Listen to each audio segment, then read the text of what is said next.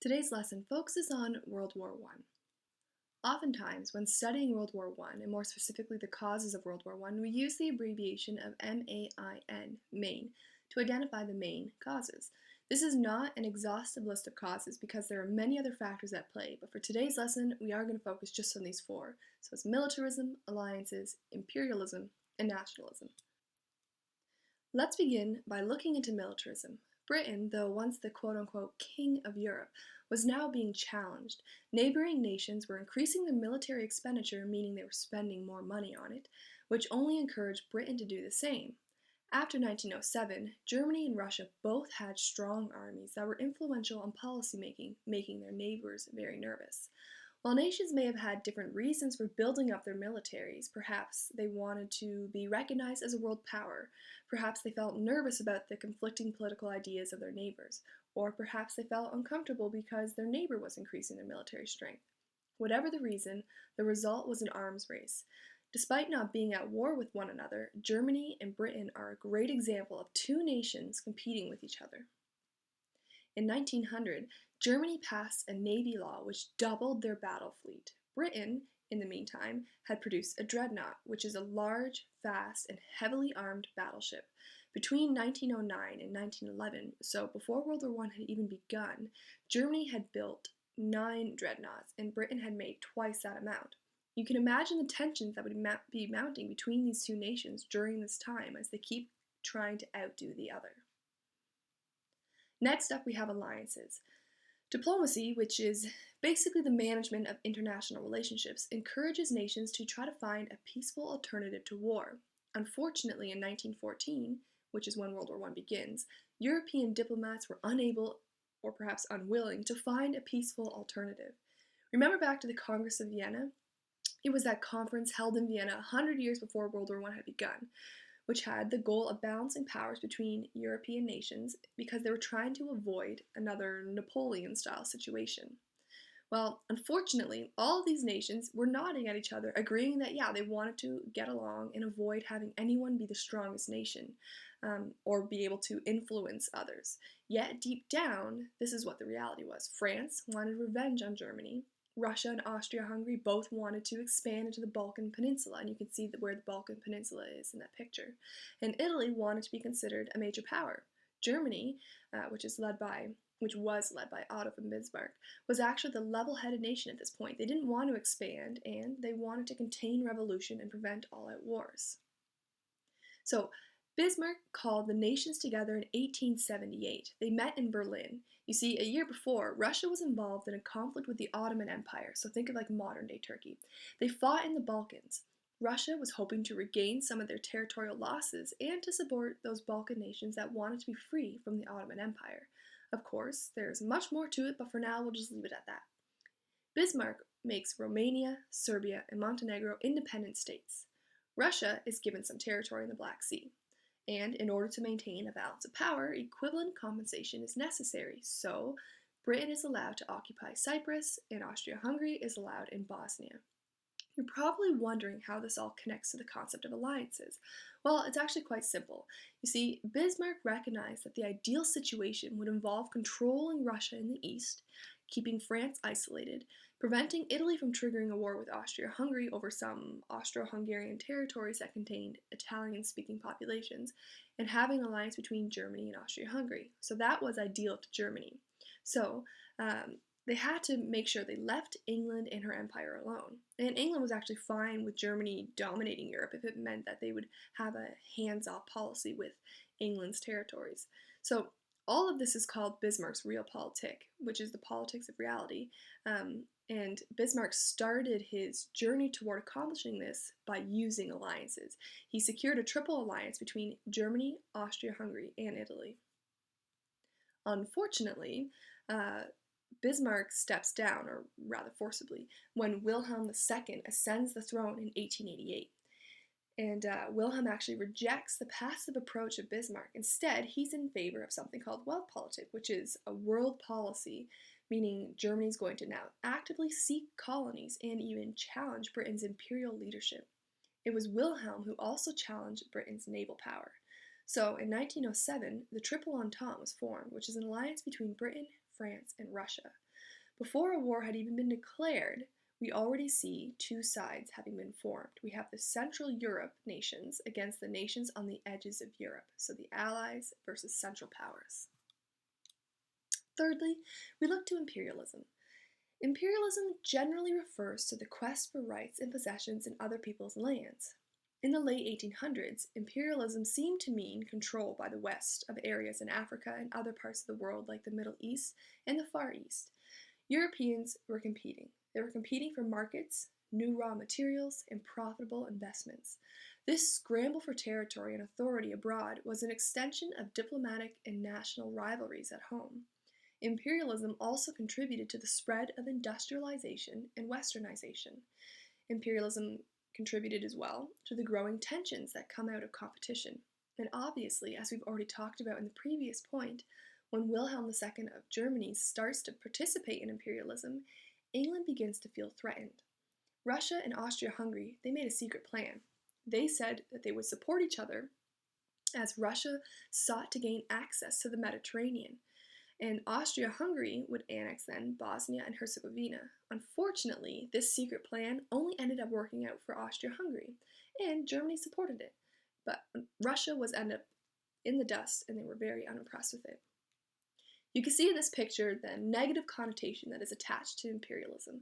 So here's England with her greedy hands, or I should say his greedy hands, clasping onto nations afar off.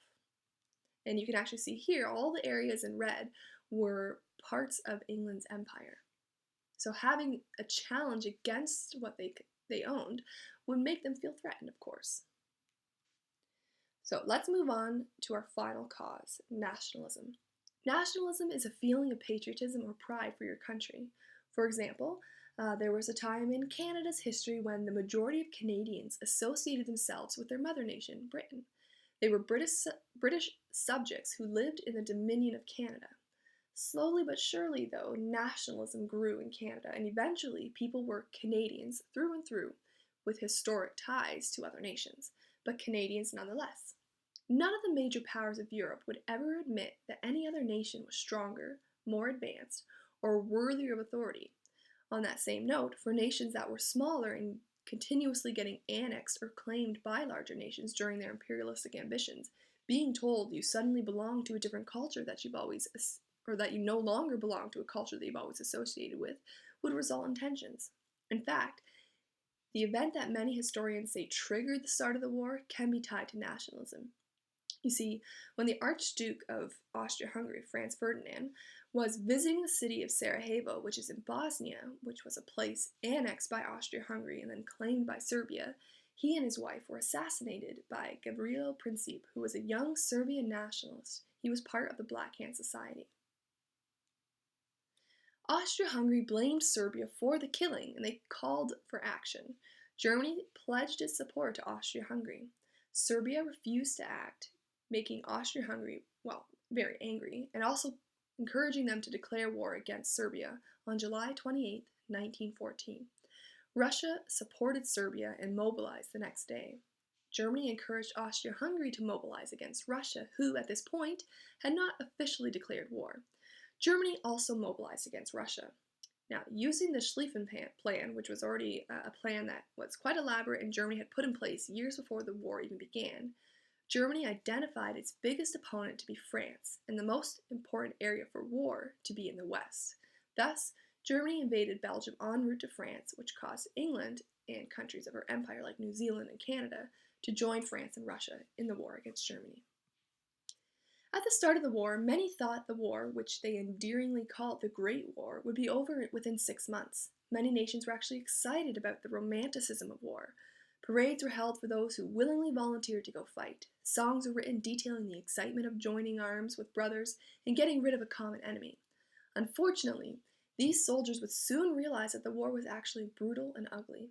Rather than being a war of movement across many lands, it was a stagnant one that was fought in trenches. In the trenches, there were constant bursts of machine gun fire, screeching artillery shells, and a hailstorm of debris. In the trenches, men had to deal with brown rats that often feasted on the corpses of dead soldiers. Oftentimes, you can read accounts of these rats being found to be so large that they were mistaken for cats. Also in the trenches, their uniforms would get infested with lice. You can see in this photograph here, soldiers checking their uniforms. They would get haircuts regularly. The unfortunate part was that the lice would lay eggs in their uniforms, and the warmth of their bodies would cause these eggs to hatch. The trenches would often fill with mud and rainwater, which, aside from other issues, would lead to, or could lead to, trench foot that would actually make chunks of a person's foot fall off. You can see an example of it in this photograph. The conditions were horrendous, and men started to realize the realities of this war, and their letters home reflected their changed attitudes. Eventually, Japan joined the Allies, France, Britain, and Russia. The Ottoman Empire joined the Central Powers, Germany and Austria-Hungary, and Italy switched its allegiance to the side of the Allies. Submarines, which were used in great numbers by the Germans, posed a massive threat to the British Navy. A German submarine sank a passenger ship called the Lusitania, which had Americans on board. At this point, though, the US was technically neutral, but with this event, the seeds of animosity between the two nations were planted. The US was attempting to maintain a policy of not becoming involved in European affairs, and the president, Woodrow Wilson, even campaigned with the slogan of "He kept us out of war." Public opinions began to shift in the US, though, when Germany adopted a policy of unrestricted submarine warfare. The Zimmermann telegram was intercepted and decoded, and it outlined that Germany would be willing to help Mexico retake territory from the USA if they, in turn, would support the Central Powers. With that final straw, the USA entered the war. Russia had to withdraw due to a revolution happening at home, so when this happened, Germany made a final push. But by the November of 1918, the Allies had successfully pushed the Germans and broke through their lines. On November 11, 1918, peace was declared, and the war was over. World War I had unprecedented effects on the societies of the nations who were involved. Economically, nations were spending millions upon millions of dollars to be involved in this war, so it became necessary to enforce rations on the people at home, using propaganda to explain the necessity of it. Propaganda also was used to encourage people to buy victory bonds. Victory bonds were essentially a loan. People would loan the government some money by buying a bond, and the government, in turn, promised to pay the bond back with interest. Socially, nations were impacted by the war in the way the workforce changed. With so many men off at war, it became necessary to hire women to fill their places. This would have a big impact on the status of women after the war.